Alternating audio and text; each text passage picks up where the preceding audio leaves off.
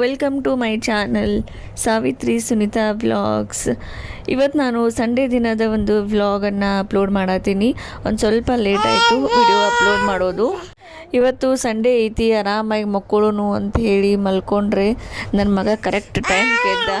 ಇನ್ನು 7 ಗಂಟೆ ಆಗಿರಲಿಲ್ಲ, ಎದ್ದು ಕುಂತಿದ್ದ. ಸೊ ಅವನು ಬೆಳಗ್ಗೆ ಬೇಗ ಹಸಿದಿರ್ತಾನು, ಹೀಗಾಗಿ ಅವನಿಗೆ ಡೇಟ್ ಸಹ ಹಾಕಿ ರಾಗಿ ಸರಿ ಮಾಡತ್ತೀನಿ.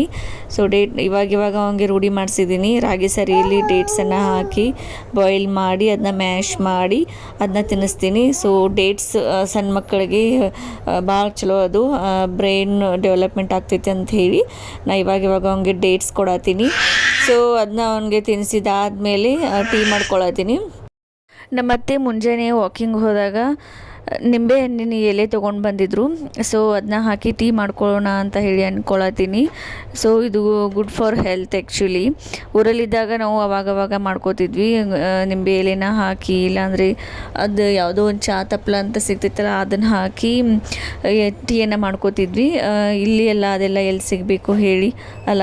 ಸೊ ನಮ್ಮತ್ತೆ ವಾಕಿಂಗ್ ಹೋದಾಗ ಅಲ್ಲಿ ಪಾರ್ಕಲ್ಲಿ ನಿಂಬೆ ಹಣ್ಣಿನ ಗಿಡ ಐತಂತ ಹೇಳಿ ಒಂದು ಸ್ವಲ್ಪ ಎಲೆನ ತೊಗೊಂಡು ಬಂದಿದ್ರು. ಸೊ ಅದನ್ನ ನೋಡಿ ಟೀ ಮಾಡಬೇಕು ಅಂತ ಹೇಳಿ ಅನ್ನಿಸ್ತು. ಸೊ ಅದನ್ನೇ ಹಾಕಿ ನಾನು ಇಲ್ಲಿ ಎಲ್ಲರಿಗೂ ಟೀ ಮಾಡತ್ತೀನಿ. ಮುಂಚೆ ಎಲ್ಲ ಆವಾಗಿನ ಕಾಲದಲ್ಲಿ ಈ ಥರನೇ ಎಲ್ಲರೂ ಟೀ ಮಾಡ್ಕೊಳ್ತಿದ್ರಂತೆ. ಅಂದರೆ ನಿಂಬೆ ಎಲೆ ಹಾಕಿ ಆಮೇಲೆ ಏನೇನು ಕಷಾಯ ಅದು ಹಾಕಿ ಎಲ್ಲ ಟೀ ಮಾಡ್ಕೊಂಡು ಕುಡಿತಿದ್ರು. ಸೊ ಹೀಗಾಗಿನೇ ಅವಾಗ ಎಲ್ಲರೂ ಹೆಲ್ದಿಯಾಗಿ ಗಟ್ಟಿಯಾಗಿ ಇರ್ತಾಯಿದ್ರು.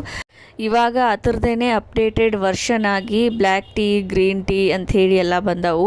ಸೊ ಅದೇ ಮುಂಚೆ ದಿನ ಇವಾಗನೇ ಅದನ್ನೇ ಅಪ್ಡೇಟೆಡ್ ಆಗಿ ಯೂಸ್ ಮಾಡತ್ತಾರು. ಬಟ್ ಅದರಷ್ಟು ಒಳ್ಳೆಯದು ಇವಾಗಂತೂ ಯಾವುದೂ ಸಿಗಲ್ಲ. ಆ್ಯಂಡ್ ಇವತ್ತು ಟಿಫಿನ್ಗೆ ಇಡ್ಲಿ ಮಾಡ್ಕೊಂಡಿನಿ. ಅದೊಂದು ಈಸಿ ರೆಸಿಪಿ ನನಗೆ, ಇಡ್ಲಿ ಮಾಡ್ಕೊಳ್ಳೋದು. ಇಡ್ಲಿ ಆ್ಯಂಡ್ ಸಾಂಬಾರ್ ಇದೊಂದು ಈಸಿ ರೆಸಿಪಿ ನನಗೆ ಮಾಡೋದಕ್ಕೆ. ಆ್ಯಂಡ್ ಇವತ್ತು ಸಂಡೇ ಐತಂತ ಹೇಳಿ ಕಿಚನ್ ಎಲ್ಲ ಕ್ಲೀನ್ ಮಾಡಿಕೊಂಡೆ. ಫುಲ್ ಕಿಚನ್ ಎಲ್ಲ ಡೀಪ್ ಕ್ಲೀನಿಂಗ್ ಮಾಡಿಕೊಂಡು ಎಲ್ಲ ಸೆಟಪ್ ಮಾಡ್ಕೊಳ್ಳೋದು ಲೇಟ್ ಆಯಿತು. ಸೊ ಹೀಗಾಗಿ ಟಿಫಿನ್ ಮಾಡೋದು ಲೇಟ್ ಆಯಿತು. ಅದಕ್ಕಾಗಿ ಇವತ್ತು ಚಟ್ನಿ ಮಾಡಲಿಲ್ಲ, ಜಸ್ಟ್ ಇಡ್ಲಿ ಸಾಂಬಾರು ಅಷ್ಟೇ ಮಾಡ್ಕೊಂಡಿದ್ದೆ. ಮತ್ತು ಎಲ್ಲಿ ಚಟ್ನಿ ಮಾಡ್ಕೊಳ್ಳೋದು ಕುಂತ್ರೆ ಲೇಟ್ ಆಗುತ್ತೆ ಟಿಫಿನ್ ಮಾಡೋದು ಅಂಥೇಳಿ ಜಸ್ಟ್ ಇಡ್ಲಿ ಆ್ಯಂಡ್ ಸಾಂಬಾರು ಅಷ್ಟೇ ಮಾಡಿದೆ. ಸೊ ಎಲ್ಲರೂ ಟಿಫಿನನ್ನು ಮಾಡಿದರು. ಆ್ಯಕ್ಚುಲಿ ನಾವು ಅಂದ್ಕೊಂಡಿರ್ತೀವಿ ಇವತ್ತು ಸಂಡೇ ಐತಿ, ಫುಲ್ ರೆಸ್ಟ್ ಮಾಡೋಣ, ಏನೂ ಜಾಸ್ತಿ ಕೆಲಸ ಮಾಡೋದು ಬೇಡ ಅಂತ ಹೇಳಿ. ಬಟ್ ಅದು ಹಾಗಾಗಲ್ಲ. ಸಂಡೇ ಇದ್ದಾಗನೇ ನಾವು ಜಾಸ್ತಿ ಕೆಲಸ ಮಾಡ್ತಿರ್ತೀವಿ. ಸಂಡೇನೇ ನಮ್ಮದು ಜಾಸ್ತಿ ಕೆಲಸ ಇರುತ್ತೆ. ಆ್ಯಂಡ್ ಸಂಡೇ ಯಾವ ಥರ ಹೋಯಿತು ಅನ್ನೋದೂ ಗೊತ್ತಾಗಲ್ಲ. ಅಷ್ಟು ಕೆಲಸದಲ್ಲಿನೇ ಬ್ಯುಸಿಯಾಗಿಬಿಡ್ತೀವಿ ಅವತ್ತು. ಯಾಕಂತಂದರೆ ಸಂಡೇ ಐತೆ ಅಂತ ಹೇಳಿನೇ ಎಲ್ಲ ಕೆಲಸನೂ ಸಂಡೇನೇ ಇಟ್ಕೊಂಡಿರ್ತೀವಿ. ಕ್ಲೀನಿಂಗ್ ಮಾಡ್ಕೊಳ್ಳೋದಾಗಲಿ, ಮನೆ ಕ್ಲೀನಿಂಗ್ ಆಗಲಿ, ಕಿಚನ್ ಕ್ಲೀನಿಂಗ್ ಆಗಲಿ, ಆ್ಯಂಡ್ ಪೂರ್ತಿ ಎಲ್ಲ ಮನೆಯೆಲ್ಲ ಆರ್ಗನೈಸ್ ಮಾಡ್ಕೋದು, ಸೆಟಪ್ ಮಾಡ್ಕೊಳ್ಳೋದು ಎಲ್ಲ ನಾವು ಸಂಡೇನೇ ಇಟ್ಕೊಂಡಿರ್ತೀವಿ. ಸೊ ಅದು ನಮ್ಮದೇ ತಪ್ಪು. ಆ್ಯಕ್ಚುಲಿ ಯಾವಾಗ ನಮ್ಗೆ ಬೇಕು ಆವಾಗ ಮನೆ ಕ್ಲೀನಾಗಿ ಇಟ್ಕೊಂಡ್ರೆ ಮತ್ತೆ ಕ್ಲೀನ್ ಮಾಡೋದು ನೆಸಸರಿ ಇರಲ್ಲ. ಅಟ್ಲೀಸ್ಟ್ ಯಾವಾಗಾದರೂ ಒಂದ್ಸಲ ನಾವು ರೆಸ್ಟ್ ಆದರೂ ಮಾಡೋದಕ್ಕೆ ಆಗ್ತೈತಿ. ಬಟ್ ನಾವೇನು ಮಾಡ್ತೀವಿ, ಸಂಡೇ ಮಾಡಿದ್ರೆ ಆಯಿತು ಬಿಡು, ಸಂಡೇ ಒಂದಿನ ಇರುತ್ತೆ, ಎಲ್ಲನೂ ಕ್ಲೀನ್ ಮಾಡ್ಕೊಂಡ್ರೆ ಆಯಿತು ಅಂತ ಹೇಳಿಬಿಟ್ಬಿಡ್ತೀವಿ. ಬಟ್ ನಮಗೆ ಸಂಡೇನೂ ನಮಗೆ ರೆಸ್ಟ್ ಸಿಗಲ್ಲ. ಹೀಗಾಗಿ ನಾನು ಹಾಗೆ ಮಾಡ್ತೀನಿ ಯಾವಾಗ್ಲೂ.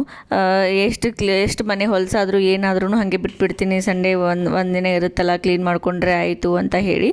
ಬಟ್ ಅವತ್ತೇನೇ ಜಾಸ್ತಿ ಕೆಲಸ ಬಿದ್ದುಬಿಡುತ್ತೆ ನನಗೆ. ಇವತ್ತು ಹಾಗೆ ಆಯಿತು. ಕಿಚನ್ ಕ್ಲೀನ್ ಮಾಡೋದ್ರಲ್ಲಿ ಬ್ಯುಸಿ ಆದೆ. ಸೊ ಟಿಫನ್ ಮಾಡೋದು ಲೇಟ್ ಆಯಿತು. ಆಲ್ಮೋಸ್ಟ್ ಎಲ್ಲ ಹೆಣ್ಮಕ್ಳಿಗೂ ಹೀಗೆ ಅಂತ ಅನ್ಸುತ್ತೆ ನನಗೆ. ಯಾಕಂತಂದರೆ ಒಂದಿನವೂ ಅವ್ರಿಗೆ ರೆಸ್ಟ್ ಅನ್ನೋದೇ ಸಿಗಲ್ಲ. ಯಾವಾಗ ಸಂಡೇ ಇರುತ್ತೆ, ಯಾವಾಗ ಸೂಟಿ ಇರುತ್ತೆ ಅವತ್ತೇ ಜಾಸ್ತಿ ಕೆಲಸ ಬೀಳುತ್ತೆ. ಸೊ ಎಸ್ ಅಂತ ಅನ್ನೋರು ಇದಕ್ಕೆ ಕಮೆಂಟ್ ಮಾಡಿ. ಅಂದರೆ ಯಾವಾಗ ನಾವು ಅಂದ್ಕೊಂಡಿರ್ತೀವಿ ಸೂಟಿ ಐತಿ ಇವತ್ತು ರೆಸ್ಟ್ ಮಾಡೋಣ ಅಂಥೇಳಿ, ಬಟ್ ಅವತ್ತೇ ಜಾಸ್ತಿ ಕೆಲಸ ಆಗ್ತೈತಿ ನಮ್ಗೆ. ಸೊ ಅದಕ್ಕೆ ಕಮೆಂಟ್ ಮಾಡಿ ನಿಮಗೂ ಹಾಗೆ ಅನ್ನಿಸ್ತೈತೆ ಅಂಥೇಳಿ. ಆ್ಯಂಡ್ ರಜೆ ಇದ್ದಾಗ ಏನು ಮಾಡ್ತೀವಿ ನಾವು, ಇವತ್ತೆಲ್ಲರೂ ಮನೇಲಿ ಇರ್ತಾರೆ, ಏನಾದರೂ ವೆರೈಟಿ ಮಾಡೋಣ ಅಂಥೇಳಿ ಏನಾದರೂ ವೆರೈಟಿಯಾಗಿ ಟಿಫಿನ್ ಮಾಡೋದು, ತಿಂಡಿ ಮಾಡೋದು ಆ್ಯಂಡ್ ಊಟಕ್ಕೆ ಮಾಡೋದು ಮಾಡ್ತೀವಿ. ಸೊ ಅದು ಒಂದು ಎಕ್ಸ್ಟ್ರಾ ಕೆಲಸ ಬೀಳುತ್ತೆ ನಮಗೆ. ಸೊ ಹೀಗಾಗಿ ಹೆಣ್ಮಕ್ಳಿಗೆ ರೆಸ್ಟ್ ಡೇ ಅಂತಲೇ ಸಿಗೋದಿಲ್ಲ. ಏನಾದರೂ ಒಂದು ಇದ್ದೇ ಇರುತ್ತೆ ಕೆಲಸ. ಆ್ಯಂಡ್ ಅದರಲ್ಲೂ ಯಾರಿಗೆ ಸಣ್ಣ ಮಕ್ಕಳು ಇರ್ತಾವಲ್ಲ ಅವ್ರಿಗಂತೂ ರೆಸ್ಟ್ಲೆಸ್ ಲೈಫ್ ಅಂತಲೇ ಹೇಳ್ಬೋದು. ಸಣ್ಣ ಮಕ್ಕಳಿಗೆ ಬೇರೆ ಥರನೇ ಅಡುಗೆ ಮಾಡಬೇಕು, ಆ್ಯಂಡ್ ದೊಡ್ಡವ್ರಿಗೂ ಅವ್ರಿಗೊಂಥರ ಬೇರೆ ಅಡುಗೆ ಮಾಡಬೇಕು. ಸೊ ಇದರಲ್ಲೇ ಪೂರ್ತಿ ಡೇ ಎಲ್ಲ ಮುಳುಗಿ ಹೋಗುತ್ತೆ. ಸೊ ನಂದಂತೂ ಇದೇ ಆಗಿದೆ ಇವಾಗ. ಬಟ್ ನನಗಿದೇ ಒಂಥರ ಖುಷಿ ಕೊಡುತ್ತೆ. ಯಾಕಂತಂದರೆ ನನಗೆ ಅಡುಗೆ ಮಾಡೋದು ಇಷ್ಟ. ಸೊ ಹೀಗಾಗಿ ಪ್ರತಿದಿನವೂ ಬೇರೆ ಮಾಡೋದು, ಆಮೇಲೆ ಮನೆಯವ್ರಿಗೂ ಬೇರೆ ಥರ ಅಡುಗೆ ಮಾಡೋದು, ಇದನ್ನೇ ಮಾಡ್ತಿರ್ತೀನಿ. ಸೊ ಡಿಫ್ರೆಂಟಾಗಿ ಎಲ್ಲ ಥರನೂ ಟ್ರೈ ಮಾಡ್ತಾ ಇರ್ತೀನಿ. ಸೊ ಅದೇ ಒಂಥರ ನನಗೆ ಖುಷಿ ಅನಿಸುತ್ತೆ ಯಾವಾಗಲೂ. ಆ್ಯಂಡ್ ಈವ್ನಿಂಗ್ ಟೈಮಲ್ಲಿ ನಾನು ಮಹೇಶ್ ಆ್ಯಂಡ್ ಪ್ರದಿತ್ಯ 3 ಜನ ಹೊರಗಡೆ ಹೋದ್ವಿ. ಹೊರಗಡೆ ಅಂತಂದರೆ ಆ್ಯಕ್ಚುಲಿ ನನಗೆ ಪಿಜ್ಜಾ ತಿನ್ನಬೇಕು ಅಂತ ಹೇಳಿ ಅನ್ಸತ್ತಿತ್ತು. ಸೊ ಹೀಗಾಗಿ ಪಿಜ್ಜಾ ತಿಂದು ಬರೋಣ ಅಂತ ಹೇಳಿ 3 ಜನ ಹೊರಗೆ ಹೋದ್ವಿ. ನಾವು ಎಲ್ಲಾದರೂ ಪ್ರದಿತ್ಯನ ಕರ್ಕೊಂಡು ಹೊರಗಡೆ ಹೋದರೆ ಅವನಿಗೆ ಬಾಯಲ್ಲಿ ಇಟ್ಕೊಂಡು ಸೀಪೋದಕ್ಕಂತ ಹೇಳಿ ಏನಾದ್ರು ಒಂದು ತೊಗೊಂಡು ಹೋಗೇ ಇರ್ತೀನಿ. ಅವನಿಗೆ ಬಾಯಾಗಿ ಇಟ್ಕೊಂಡು ಸೀಪೋದಕ್ಕೆ ಕೊಟ್ಟು ಅವ್ನು ಬ್ಯುಸಿ ಮಾಡಿಬಿಟ್ರೆ ಮುಗೀತು ನಮ್ಮ ಕೆಲಸ. ಆಮೇಲೆ ನಾವು ಆರಾಮಾಗಿ ಏನು ಮಾಡಿದ್ರೂ ಅವ್ನಿಗೇನು ಡಿಫ್ರೆನ್ಸ್ ಬೀಳಲ್ಲ. ಆರಾಮಾಗಿ ನಾವು ಏನು ಬೇಕಾದ್ರೂ ತಿನ್ಬೋದು. ಎಷ್ಟೊತ್ತು ಬೇಕಾದರೂ ಟೈಮ್ ಸ್ಪೆಂಡ್ ಮಾಡಿದ್ರೂ ಅವ್ನಿಗೇನು ಡಿಫ್ರೆನ್ಸ್ ಬೀಳಲ್ಲ, ಯಾಕಂದರೆ ಅವನೇ ತಿನ್ನೋದ್ರಲ್ಲಿ ಬ್ಯುಸಿ ಇರ್ತಾನೆ. ಸೊ ಹೀಗಾಗಿ ಅದೊಂದು ಏನಾದ್ರು ಒಂದು ತೊಗೊಂಡು ಹೋಗೇ ಇರ್ತೀನಿ ಅವನಿಗೆ. ಆ್ಯಂಡ್ ಇದು ಯಾರು ನ್ಯೂ ಮಾಮ್ ಇದ್ದೀರಲ್ಲ ಅವ್ರಿಗೆ ಇದೊಂದು ನನ್ನ ಕಡೆಯಿಂದ ಒಂದು ಸೂಪರ್ ಟಿಪ್ಸ್ ಅಂತಲೇ ಹೇಳ್ಬೋದು.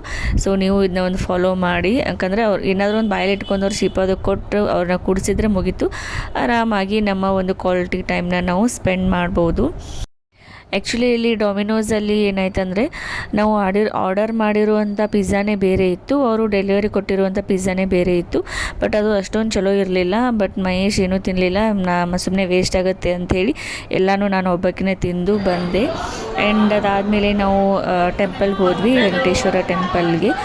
ಸಂಡೇ ಏಕಾದಶಿ ಇತ್ತಲ್ಲ, ಸೊ ಹೀಗಾಗಿ ಹಾಗೆ ದೇವಸ್ಥಾನಕ್ಕೆ ಹೋಗೋಣ ಅಂತ ಅಂದ್ಕೊಂಡು ಅಲ್ಲೇ ದೇವಸ್ಥಾನಕ್ಕೆ ಹೋದ್ವಿ. ಬಟ್ ಫುಲ್ ರಶ್ ಇತ್ತು ಅಲ್ಲಿ ಗುಡೀಲಿ. ಸೊ ಹಾಗೆ ಅದೇ ಕ್ಯೂವಲ್ಲಿನೇ ನಾವು ಹೋಗಿ ನಮಸ್ಕಾರ ಮಾಡಿಕೊಂಡು ಬಂದ್ವಿ.